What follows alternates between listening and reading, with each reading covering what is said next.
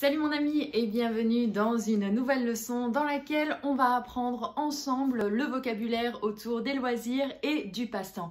Mais avant ça, si tu ne l'as pas déjà fait, je t'invite à cliquer sur le lien qu'il y a en description de cette vidéo pour recevoir ton bonus gratuitement, ce guide de conversation en italien. Dedans, je t'ai tout mis, tout, pour que tu puisses facilement parler lors de ton prochain voyage en Italie. Et maintenant, on retourne au cours.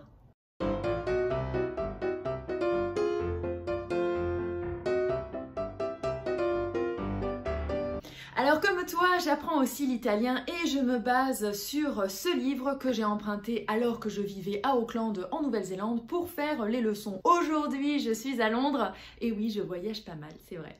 Alors, on va commencer comme d'habitude avec un petit échauffement qu'on fait toujours au début de la séance. Alors, le livre aujourd'hui, il nous demande de dire quels sont les mots italiens pour le musée et le centre-ville.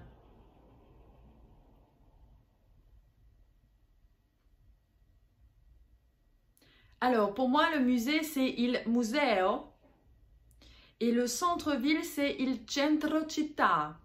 Je vais aller vérifier tout à l'heure et je te dirai, d'accord? Ensuite, le bouquin, il veut qu'on dise « Est-ce que tu veux des bonbons ?» Quelle question? Bien sûr qu'on en veut. Est-ce que tu veux des bonbons?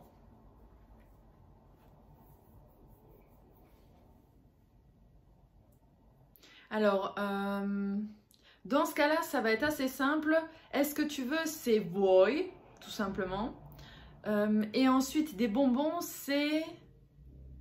Et bonbons, au pluriel, c'est caramelli. Donc, pour moi, ça serait vuoi dei caramelli. Avec la petite intonation à la fin pour bien faire comprendre qu'on est dans une question. Je vais aller vérifier ça et je te dis tout de suite, ok? Alors, j'ai une bonne nouvelle et une mauvaise nouvelle. La bonne nouvelle, c'est que il museo et il centro città, c'est juste. Mais la deuxième, c'est faux. Bah ouais, je suis en apprentissage. Hein. Donc, le bouquin, il nous dit, est-ce que tu veux des bonbons? Eh ben, ça se dit, vuoi delle caramelle. Voilà, c'est comme ça que ça se dit. Bah, j'ai appris un truc, c'est cool.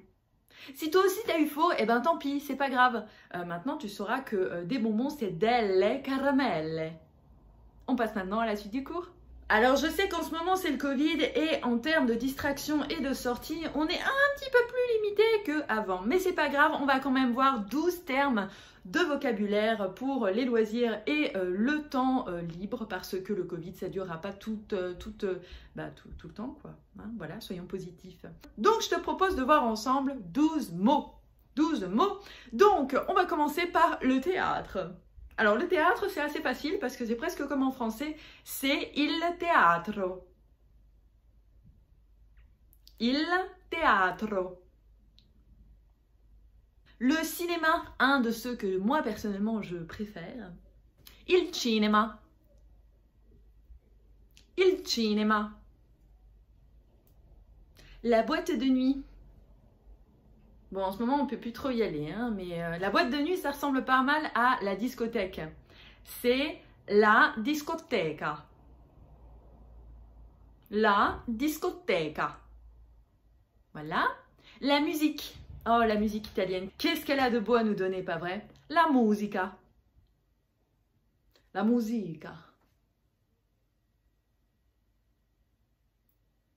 L'art, qui est un mot féminin en italien, ça se dit l'arte. L'arte. Voilà. Ensuite, les fans de sport. Alors, les fans de sport, eh ben, ils utiliseront le mot lo sport. Lo sport. Voyager, bon, en ce moment, voyager, c'est un petit peu compliqué. Mais quand ça sera de nouveau possible, voyager, ça se dit viaggiare. Viaggiare.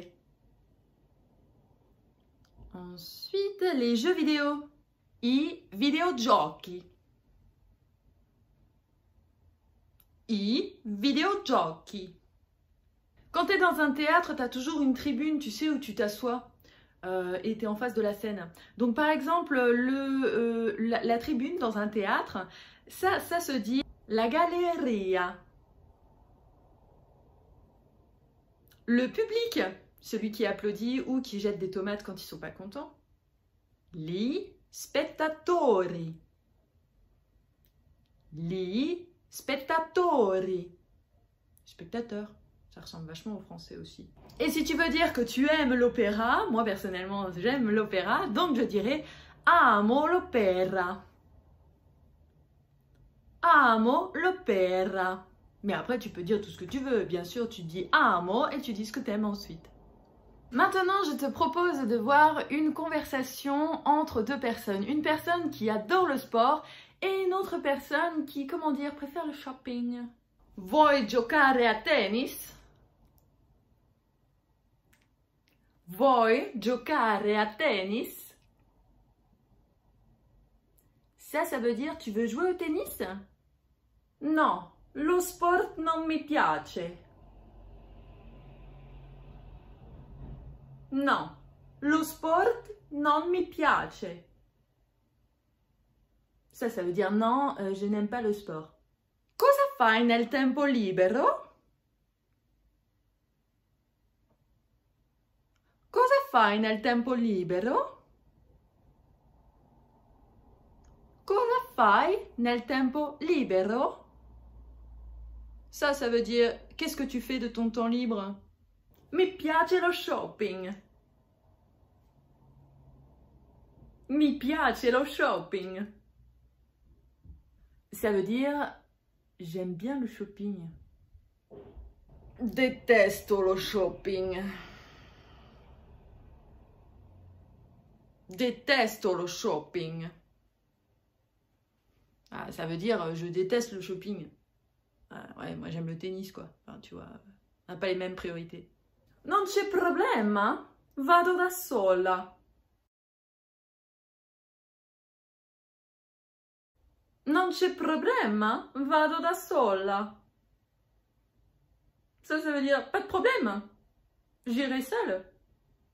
Bah oui, parce que tu peux faire du shopping toute seule, pas vrai?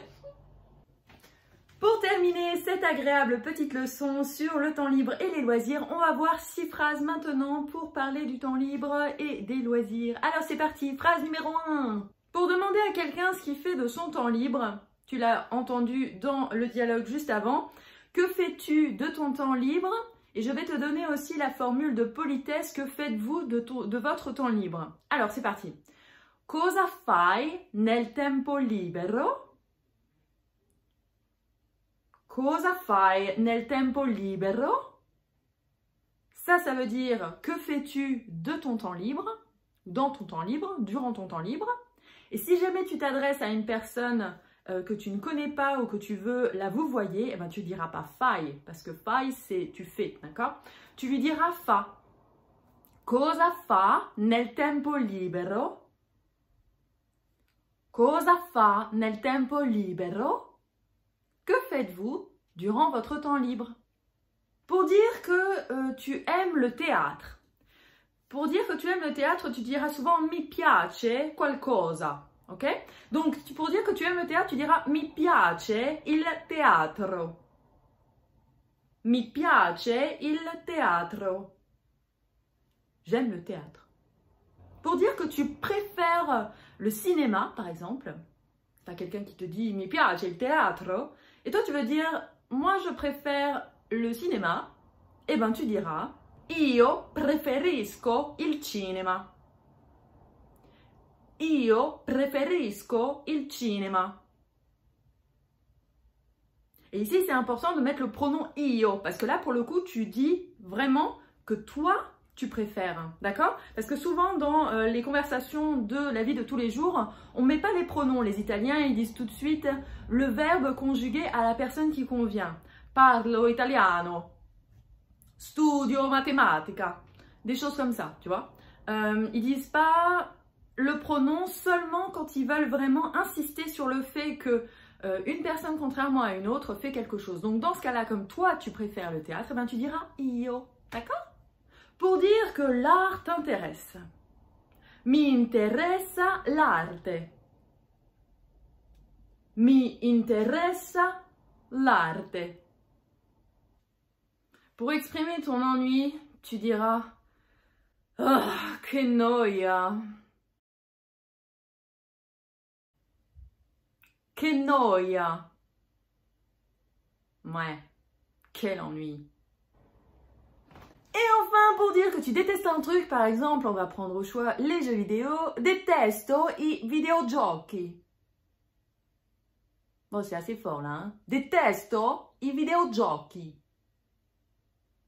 Voilà mon ami, la leçon du jour, elle est maintenant finie. J'espère que ça t'a plu. C'était une petite leçon sur le temps libre et les loisirs. Si jamais elle t'a plu, n'hésite pas, mets-moi un petit pouce, comme ça je sais que ça te plaît. N'hésite pas à mettre en commentaire si tu veux d'autres thèmes autres que les loisirs, autres que ce que j'ai déjà fait dans le passé.